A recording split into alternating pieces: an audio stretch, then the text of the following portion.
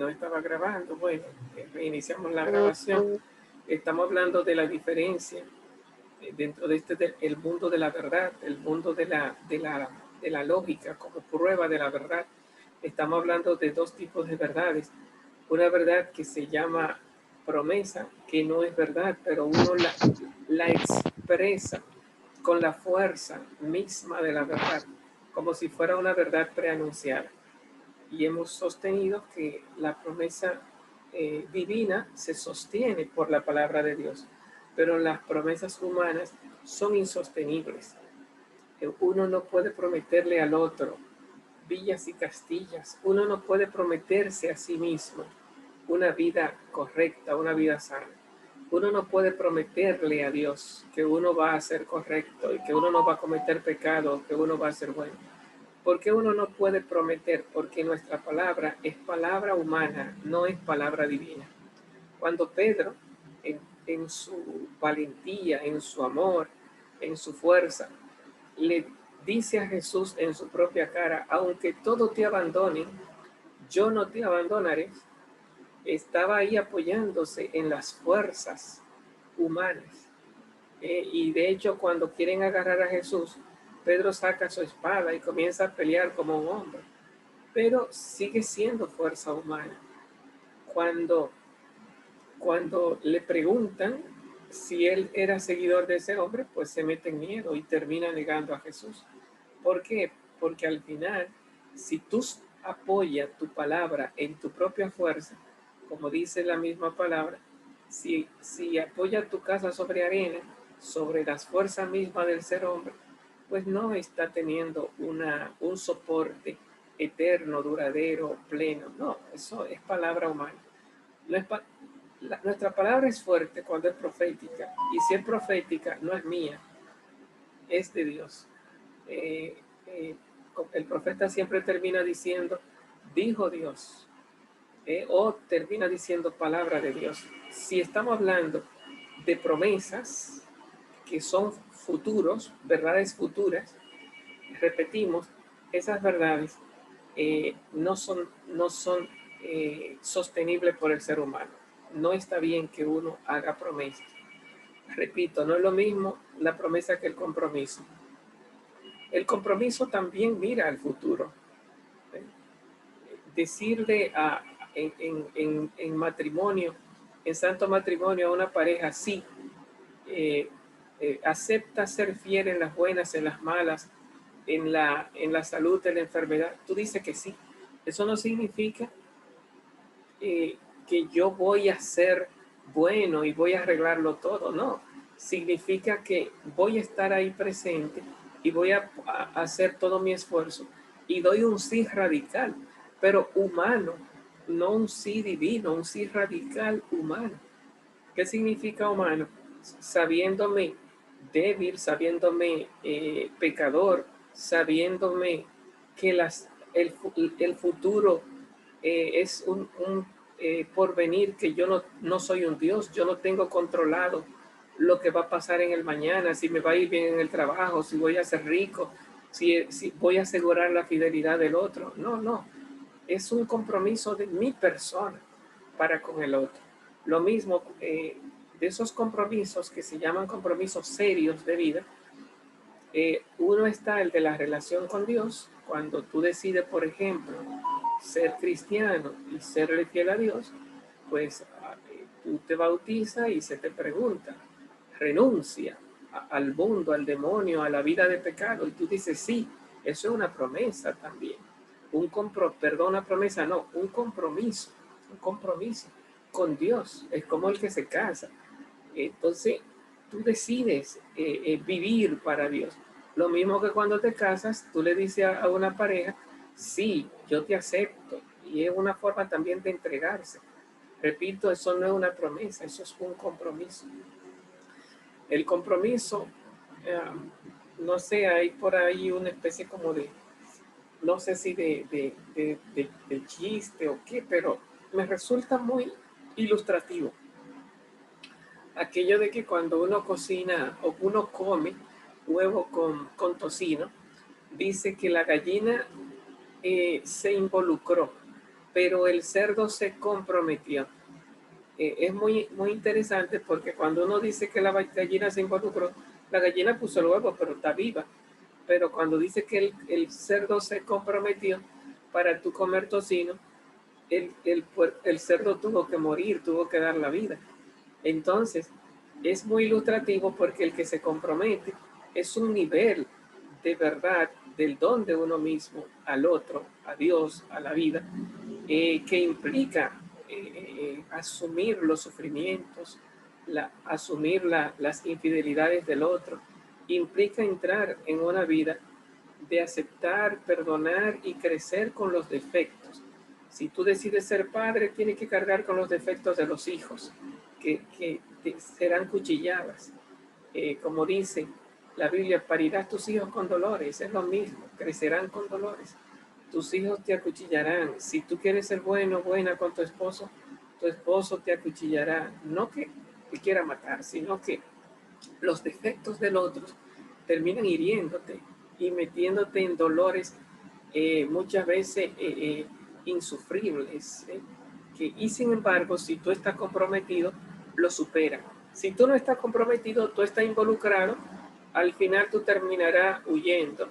No, yo no voy a aguantar esto. Terminará votando al hijo, votando al hombre, votando a Dios. El que no tiene capacidad de compromiso termina soltando su ser religioso, soltando su ser esposo, esposa, soltando su ser padre o madre. Solo el que está comprometido, el que está dispuesto a dar la vida, entra en esas relaciones, digamos, radicales. Repetimos, ¿por qué no decimos que las verdades promisorias son humanas? Porque el hombre no es Dios. Ahora, es cierto que el hombre vive de promesas, pero no de promesas humanas, sino de promesas divinas.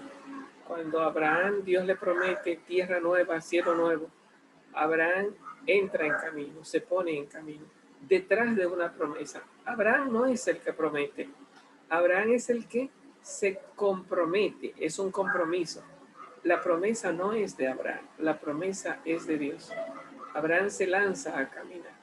Y así pasa con el pueblo de Israel. El pueblo de Israel se compromete de frente a la promesa de tierra nueva, de cielo nuevo, y el pueblo de Israel comienza a caminar y sale de Egipto detrás de la tierra que Dios le promete, de la tierra prometida. El que promete no es el pueblo, el que promete es Dios. El pueblo se compromete a cumplir los mandamientos y a meterse en el desierto. Bueno, entonces, cuando hablamos de lógica, si queremos probar las verdades teológicas, se requiere el método de la fe. ¿Qué significa el método de la fe?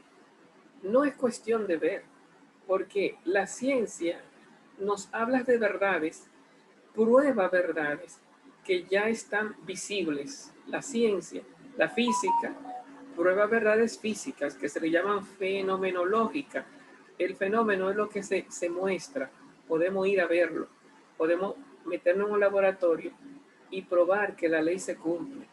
Es verdad que cada vez que es verdad que el fuego quema, bueno, pues podemos encender fuego y darnos cuenta, quemando papeles o acercando nuestro cuerpo, que sí, que el fuego quema. Eso no es una promesa, eso no es un compromiso, eso es ciencia. La ciencia prueba, el método es la observación. Entonces, los pasos de, de aprobación, de credibilidad, de prueba, que tiene la ciencia es la observación y la medición. Entonces, cuando tú buscas una verdad científica, pues la pregunta última es, ¿tú lo viste? La última pregunta es, ¿dónde está la prueba? La última pregunta es, eh, eh, ¿dónde está la evidencia? Fulano se robó una gallina. ¿Dónde está la prueba? Si buscamos verdades científicas, lo que estamos buscando es la gallina en la mano. lo que se robó en la mano, la evidencia, o el observarlo, la cámara lo vio, o el testigo, yo lo vi, o el confeso, sí es verdad, yo me robé la gallina, pero en todo caso, lo que estamos es partiendo de una observación de algo, de una verdad palpable, evidente, de una verdad hecha realidad. Ahora, cuando hablamos de verdades divinas, recuerden que le dice Jesucristo a Tomás, dichoso el que cree sin haber visto. ¿Sí? Dice, hasta que yo no meta mi mano en su costado y meta mi dedo en sus manos, no lo creo. Y Jesús cuando se aparece, se lo tira en cara. ¿Has creído? Porque me has visto, como si yo fuera ciencia. Dichoso el que cree sin haber visto. No es cuestión, en la palabra de Dios, no es cuestión de ver, es cuestión de creer. Entonces, cuando hablamos, tampoco es de que credulidad, estar esclavo de una creencia, de que yo creo, yo creo, yo creo. No es cuestión de lo que tú crees. Se necesita creer en la palabra de Dios, pero para ello tiene que haber demostrado que es palabra de Dios. Porque no es cuestión de que yo creo que si yo me tiro de una quinta planta, como Dios me ama, Él no va a dejar que yo me mate. ¿Y acaso Dios te dijo tírate? Porque si Dios te dijo tírate, entonces tú tienes que creer. Pero si tú no has escuchado ninguna palabra, entonces eso ya no es fe. ¿Eh? Eso se llama temeridad. Eso ni siquiera es riesgo, eso es temeridad. Eso es tirarte a la muerte, eso es un suicidio. Cuando Pedro se tira al mar a caminar sobre las aguas, primero grita, Señor, si eres tú, dime que vayas a ti caminando sobre las aguas. Y no es que Pedro se tira, de que voy por de ti, Señor. No. Primero oye la voz que le dice, ven. Entonces Pedro se tira no detrás de su fuerza, sino que se tira detrás de una palabra. Entonces, lo que busca la teología es mostrarte con la vida de los santos, con la palabra de los predicadores, con la escritura en la Biblia. Lo que busca la fe es demostrarte que es palabra de Dios, para que tú te comprometas y le caiga atrás. Entonces, pero la fe requiere de alguna forma una historia, ¿verdad? Jesucristo vino, la resucitó, murió, dejó un conjunto de personas encargadas de la predicación. Esa gente le son fieles, hay unos escritos, hay unas vivencias. Entonces hay todo un mundo que de alguna forma va afinando más la fuerza del Espíritu Santo, que también entra en el corazón de los creyentes y le va confirmando en su propia vida qué viene de Dios y qué no viene de Dios, qué es lo correcto y qué no es lo correcto. Entonces, cuando hablamos de las verdades de la fe, se requiere, ¿verdad? ¿Cómo se llama? Por un lado, la gracia del Espíritu Santo, pero la palabra que estoy buscando es como que la iglesia, el grupo, la tradición, te lo garantice, como que los predicadores, la gente que pertenece, que diga, sí, eso viene de Dios, sí, realmente. Entonces, necesitamos la aprobación, esa es la palabra. Parte del método de la fe es la aprobación del grupo eclesial. Porque no porque yo quiera montar una iglesia y creer que lo que yo digo y mi forma de interpretar la Biblia, y que cuando viene a ver si me llevo de mi propia cabeza, todo el mundo se condena y el único que se va a salvar soy yo. Mando para el carajo a todo el mundo. Como aquella señora que formó una religión. Dice doña Pancha, y es verdad que los únicos que se van a salvar son usted y su criada. Y después de pensarlo un rato, ella dice, bueno, de la pobre María yo no estoy tan segura. Entonces, al final, a veces uno se cree que uno es el único porque uno ataca a todo el mundo. Y sabemos que cuando uno es franco consigo mismo, lo que nuestra conciencia nos denuncia son más nuestras debilidades que nuestros méritos, más nuestros pecados que nuestros logros. Bueno, entonces, volviendo al tema, la idea de fondo es verdades, ¿no? Las verdades teológicas, muchas de ellas son promisorias. ¿Qué significa promisoria? Son promesas. ¿Cómo tú la pruebas? No, se prueban por el método de la fe. Pero decimos, esa prueba no es una fe ciega, es una fe en la palabra de Dios. Creo que Dios habló, creo. Entonces, ¿y qué me ayuda a creer? No es una lógica científica de que, sí, mira, lo hemos probado, realmente estamos viendo en el tiempo que hay un cielo nuevo y que hay una tierra nueva. No, la fe no está montada en evidencias sensibles, en evidencia científica. La fe está probada por la comunidad eclesial, que es la encargada de llevar esa verdad, anunciarla, proclamarla con su vida. La fe está garantizada por el martirio, por la vida de sus predicadores, que dan la vida por la palabra. Y uno dice, caramba, pero si esta gente muere por esa vida, algo tiene que haber ahí de verdad, porque Dios se va manifestando. Y la fe está soportada en la misma fuerza del Espíritu Santo, porque Dios se hace presente ante aquellos que le siguen, le hace ver que sí, que le siguen. Entonces, estos métodos no son, digámoslo así, esta lógica divina no es una lógica científica. Ahora, cuando hablamos de química, filosofía, matemática, eso no es de que palabra de Dios. No, o sea, nadie aprende matemática. La Biblia no es un libro de matemática. Ni uno va a la iglesia a aprender a sumar, a restar, multiplicar, a saber álgebra.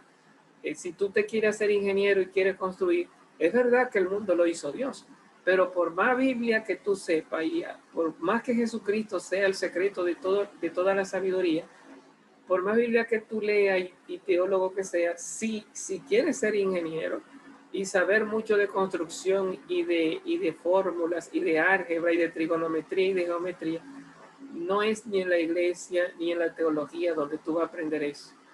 Tampoco va a aprender agronomía, tampoco va a aprender química. Entonces, esas verdades científicas tienen sus institutos, tienen sus maestros, tienen sus lugares y sus métodos no son la prueba teológica, la vida de los creyentes, la comunidad eclesial. No, ¿cómo tú te haces químico? Ya no es a la iglesia, es a la universidad. Ya no es a los sacerdotes, a los pastores, a los predicadores. Ya ahora tú vas donde los profesores, a los libros, a los laboratorios.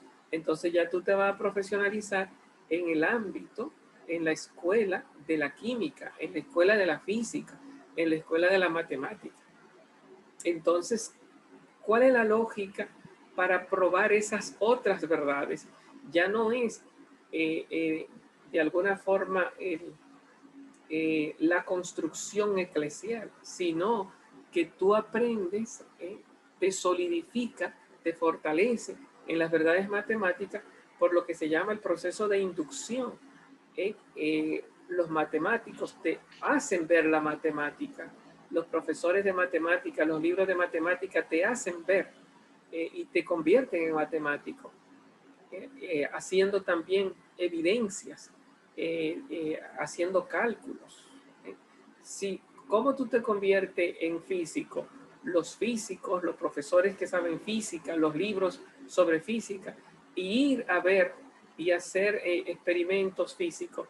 Entonces tú te vas convirtiendo en un conocedor de los fenómenos y los procesos físicos. ¿Cuál fue el método para tú llegar a convencerte y a conocer y a probar que eso que tú conoces es verdad? Eso Aristóteles le llamó el método de la inducción, que es uno de los métodos de la lógica.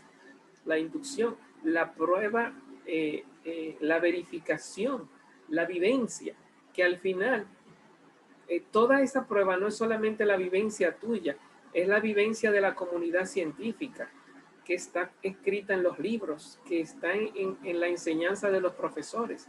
Entonces tú entras en la universidad oyendo profesores, haciendo exámenes, haciendo tarea, va probando. Entonces, ¿cuál es la prueba de que ese hombre es médico?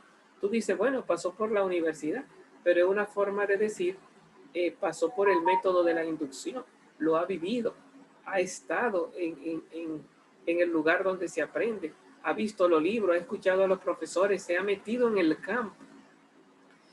El médico tiene que hacer pasantía, ir a los hospitales o ir a los doctores que saben de eso, hacer exámenes, leer los libros de la gente que ha pasado por la medicina. Entonces, de alguna forma, así como cada verdad tiene su escuela, pues la teología tiene su escuela y la filosofía tiene su escuela. Entonces, ¿cómo tú llegas a esas verdades? Bueno, entonces, yo entiendo que, por ejemplo, las promesas que de los novios, que más que promesas son compromisos, pero como están comenzando, esos compromisos se expresan como promesa, y voy a hacer y te voy a dar, aunque tengan un corazón sincero, no son verdades, son compromisos, y los compromisos están llenos de defectos, están llenos de avances, de caminar hacia adelante, pero también de caminar hacia atrás. Tú dices, por ejemplo, voy a ser universitario, y tú cuando que entra a la universidad, que sale del bachillerato, sueña con tener las mejores notas, sueña con ser el mejor alumno, levantarte temprano, llegar a tiempo, ser puntual, tener las mejores notas, ser dedicado y hacer en la universidad lo que no hiciste en el colegio. Pero eso es lo que tú tienes en tu mente. Eso es en tu mente es una promesa, pero en la vida es un compromiso. Un buen alumno es aquel que está ahí siempre presente, llegando, aguantando, muchas veces queriendo mantener la nota alta y le dan bajones, queriendo mantenerse adelante y de repente echa para atrás. Pero es como el que se casa. Una cosa es lo que tú sueñas, otra cosa es lo que tú vives. Entonces, la vida, nuestras verdades de nuestras verdades de relación con los demás no son verdades prometeicas, son verdades de compromisos, no de promesas. Y ¿dónde quedan probadas? Quedan probadas en la fidelidad, en la presencia que es capaz de soportar los vejámenes, las contradicciones, los dolores. Una persona que se entrega totalmente termina dando la talla, porque al final, por más negatividades que le lleguen, termina superándola toda. ¿Por qué? Porque se comprometió radicalmente. No había un pero. ¿Quién se compromete radicalmente? Quien dice sí sin un no de reserva. Ahora, siempre que hay un no, ya si te casas con un pero, ya te casaste divorciado. Porque no es necesario que uno se cree peros, los peros van a llegar solos. Las cuchilladas, los dolores, si no llegan por tu propia pareja, llegan por los amigos de la pareja. Si no llegan por los amigos de la pareja, llegan por la familia de la pareja. Pero el mundo no va a resistir que tú seas fiel y que tú seas buena gente. Te van a matar por donde quieras. Tú no puedes no te puedes ser padre, madre, esposo, bueno, sin que te maten. Eso es imposible, te van a matar. La gente no soporta eso, la oscuridad no soporta la luz. Entonces, cuando tú entras a ser fiel, a ser universitario, a ser esposo, a ser madre, lo que sea, prepárate, porque eso no es una promesa, eso es una guerra. Y la misma persona que tú estás amando, te van también a cuchillar. ¿Cómo se va a notar que realmente tú eres fiel? Cuando seas capaces de recibir cuchilladas y sobrepasarlas. Cuando tu amor sea más fuerte que la muerte, cuando tu amor sea más fuerte que el dolor, cuando tu fidelidad sea más fuerte que la infidelidad de los demás, ahí se probará que tú estás comprometido, que tu palabra no fue una palabra sí, pero. Sí, yo voy a ser bueno, pero si tú tienes un pero, ya te jodiste. Ese pero va a llegar muy rápido, 1 año, 2 años, y ya a los 3 años van a estar separados. Yo todo lo que hice, tanto que hice. Sí, pero te casaste con un pero. Solo aguantan, perdonan y trascienden. Se beben el veneno y no le hace daño aquellos que tienen verdades compromisorias, ¿no? Verdades compromisorias. Bueno, entonces las verdades de compromisos no son verdades científicas, y que míralo ahí. No, las verdades compromisorias suenan más a filosóficas, son verdades de razón. Una persona cuando hace grandes compromisos en la vida, se casa, entra a una profesión, decide vivir en otro país. Cuando tú tienes así verdades que comprometen toda tu vida, no son verdades teológicas, pero tampoco son verdades científicas, son verdades filosóficas. ¿Por qué decimos filosóficas? Porque son verdades que implican el sentido de la vida. ¿Quién soy yo? ¿Qué voy a hacer con mi vida? Voy a ser un esposo. Entonces, esa no es una verdad que está realizada científicamente, sino que se va realizando en el compromiso de la vida. Voy a ser un papá, voy a tener hijos, voy a ser un profesor, voy a dedicarme, voy a ser un médico. Cuando tú dedicas tu vida a un proceso profesional, si resiste toda la adversidad, son verdades compromisorias. Puede ser también que lejos de ser compromiso sea un oportunismo. ¿Qué significa oportunismo? Yo fui profesor porque eso era lo que estaba dejando cuarto, o eso era lo que se estaba metiendo todo el mundo, era lo que todo el mundo, lo que se estaba ofreciendo. Eso significa que tú todavía no tienes verdades, razones de sentido de vida. Significa que tú lo que eres un oportunista. Y bueno, pues se me apareció una princesa para yo casarme, me caso. La princesa se está empobreciendo y aparece otra princesita, abandono la primera y me voy para la segunda. ¿Qué significa eso? No hay compromiso, no hay seriedad, no, tú no has dicho sí de forma radical. Aceptas en la buena, en la mala, en la salud, en la enfermedad. Esa no es una verdad de sostenimiento de tu vida compromisaria. Tú lo que te está involucrando, tú no te estás comprometiendo. Se recuerdan el cuento de la gallina y del cerdo. Tú te estás involucrando, tú eres un oportunista. Esto es lo que está dejando ahora. Entonces tú estás ensuciando, digo ensuciando, porque le está quitando al que se compromete la oportunidad de casarse con esa muchacha o la oportunidad de ocupar ese trabajo, ese puesto. Entonces de repente hay personas que involucrándose están ensuciando los puestos, adquiriendo currículum, que yo me casé con fulano, que yo trabajé tal cosa, que yo pasé por tal empresa, pero al final van irrespetando y quitándole los puestos a aquellas personas que son compromisarias, que realmente hacen algo de forma radical. Aquí estoy, Señor, para hacer tu voluntad, la capacidad de dar la vida. Bueno, pues nada, el tiempo se nos está terminando. Vamos a pasar la lista de lo que falta y si alguno no tiene una pregunta, esta clase de hoy fue un complemento de la clase pasada. La clase pasada hablábamos sobre el método, hoy hablamos de las verdades que trabajan esos métodos, ¿verdad? Verdad teológica, que es una verdad cuyo método es la fe y la prueba es que se pruebe que es palabra de Dios y quien garantiza eso es la comunidad eclesial. Hemos hablado de verdades científicas, que esas verdades, el método es la observación. Quienes están encargadas de llevar esas verdades son las universidades. La prueba es la observación, la verificación, no la fe.